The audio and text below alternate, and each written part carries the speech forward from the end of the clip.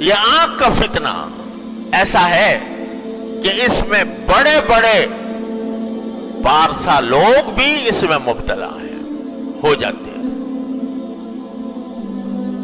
ہر ایک شخص اپنے گریبان میں منہ ڈال کے دیکھ لے کہ میں آنکھ کا صحیح استعمال کر رہا ہوں، برا غلط کر رہا ہوں، تو نظر آئے گا کہ پتہ نہیں کس طرح، خاص طور سے جو آج کل یہ اسمارٹ فون کا سلسلہ شروع ہو گیا ہے، تو اس نے بے حیائی اور آنکھ کے غلط استعمال کا دروازہ چوپٹ کھول دیا۔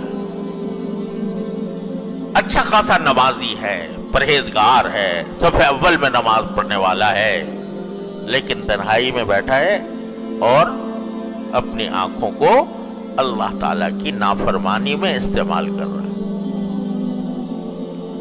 کیا کتنی بڑی غداری، کتنی بڑی خیانت، کتنی بڑی نافرمانی۔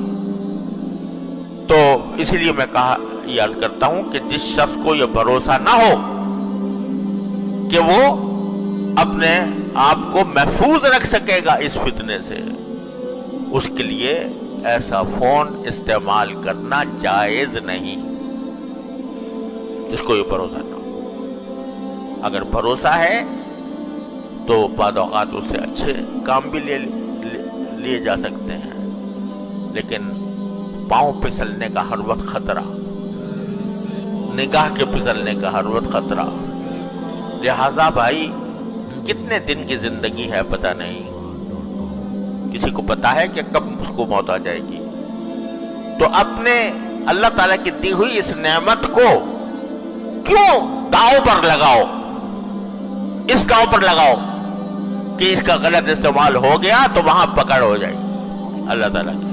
فاروق اعظم جیسا انسان جس کی تقوی و طہارت کی قسم دنیا کھاتی ہے، وہ جب یہ کہتا ہے کہ مجھے برابر سرابر چھوڑ جاؤں تو غنیمت ہے، تو ہم شما جو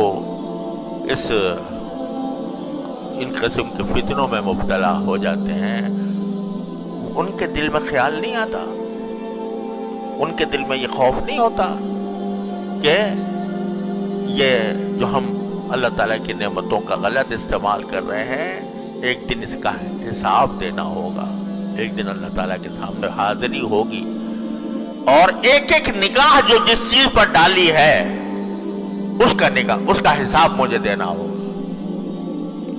تو اللہ تبارک و تعالیٰ اپنے فضل کا، اور بھائی دیکھو یہی وہ چیز ہے کہ جو انسان سے محنت، مشقت اور اپنے نفس پر زبردستی چاہتی ہے، زبردستی۔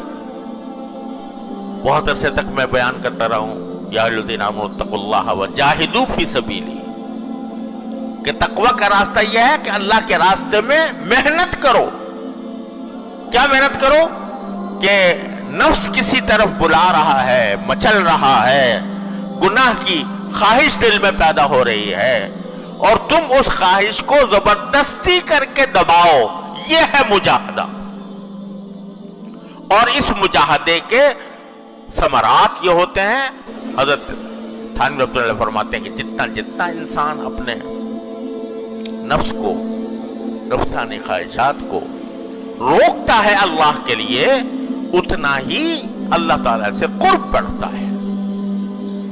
وَأَمَّا مَنْ خَافَ مَقَامَ رَبِّهِ وَنَهَى النَّفْسَ عَنِ الْهَوَىٰ فَإِنَّ الْجَنَّةَ هِيَ الْمَأْوَىٰ، جو اپنی خواہشات کو اللہ کے لیے روکتا ہے، دل تو مچل رہا ہے بہت، بے شک مچل رہا ہے، نفس بھی آمادہ کر رہا ہے، شیطان بھی آمادہ کر رہا ہے، لیکن مجھے اللہ تعالیٰ کے سامنے جواب دینا ہے، اپنی ایک ایک نظر کا جواب دینا ہے۔ اس کا احساس کر کے جب آدمی اپنے اوپر زبردستی کرتا ہے تو اللہ تبارک و تعالیٰ کے ہاں اس کی درجات میں ترقی ہوتی ہے، تعلق میں اضافہ ہوتا ہے، اللہ تعالیٰ کی محبت اس کے دل میں پیدا ہوتی ہے، اللہ تعالیٰ اس سے محبت فرماتے ہیں۔ تو میرے بھائیوں اور بہنوں، اللہ تبارک و تعالیٰ کی نعمتوں کا پہلے تو احساس کرو، کثرت سے سوچا کرو کیا کیا نعمت مجھے ملی ہے، اور اس نعمت کو صحیح استعمال کرنے کے لیے اپنے نفس کو زبردستی اس پر زبردستی کرو اور اس کی نافرمانی میں استعمال کرنے سے اپنے آپ پر زبردستی کر کے بچاؤ. کیا قیامت آ جائے گی؟ ایک تو تنہائی کے اندر بیٹھے ہوئے دیکھ رہے ہو کچھ، اگر فرض کرو تو سمجھو کہ اس وقت تمہارا کوئی باپ آ جائے، تمہاری ماں آ جائے، تمہاری بہن آ جائے، تمہاری استاد آ جائے، کیا پھر بھی تمہارا دل مچلتا رہے گا؟ کیا پھر بھی وہ خواہش جو دل کی ہے وہ اسی درجے میں برقرار رہے گی؟ فوراً بند کر دو گے. اب کیسے بند کر دیا بھائی؟ یہ کہتے ہو کہ ہمیں اپنے نفس پر اختیار نہیں، ہم بے اختیار ہو جاتے ہیں، ہم جو ہیں مچل جاتا ہے دل اور ہم اپنے تقاضے کو دبا نہیں سکتے، مجبور ہیں اس کے آگے. ارے اب کہاں گئی مجبوری؟ جب تمہارا باپ آ گیا، تمہاری ماں آ گئی، تمہارا استاد آ گیا، تمہارا شیخ آ گیا، پھر کیا کرو گے؟ پھر بھی دیکھتے رہو گے؟ بند کرو گے کہ نہیں؟ کیوں کرو گے؟ اس واسطے کہ طاقت تھی تمہارے اندر بند کرنے کی، اختیار تھا تمہارے اندر بند کرنے کا. احساس ہو گیا کہ میں بدنام ہو جاؤں گا، احساس ہو گیا کہ مجھے سزا ملے گی. ارے وہ جو ہر وقت تمہیں دیکھ رہا ہے اس کی پرواہ نہیں؟ اور اگر اس کی پرواہ ہے تو پھر اسی طرح بند کرو جیسا کہ اپنے باپ، بھائی، استاد اور بڑے کے سامنے بند کرتے ہیں.